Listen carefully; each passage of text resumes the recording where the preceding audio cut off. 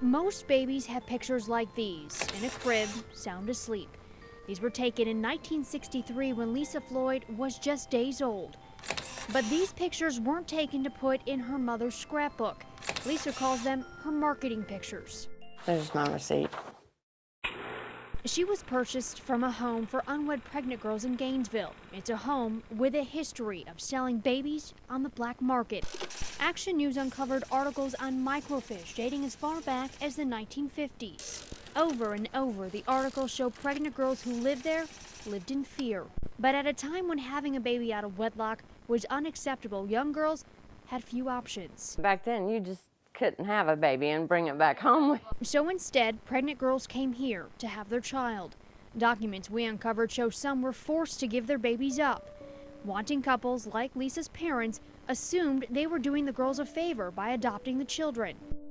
He said they drove to Gainesville and he climbed up on a ladder and he looked down into the room where all these baby girls were in cribs.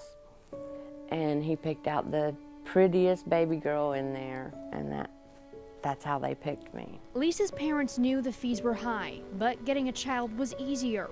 That ease makes it tough for Lisa to find out anything about her birth mother now. It's impossible to get anything. They were never licensed.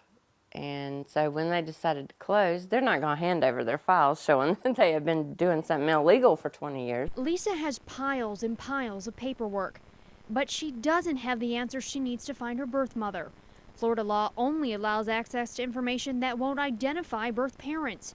But Lisa was lucky. She had a clue from her adopted mother. 20-some years later, recalled the birth mother's name, which was Sandra Strickland. So Lisa started digging. All day, every day on the internet looking for Sandra Strickland. But she wasn't finding any answers, just dead ends.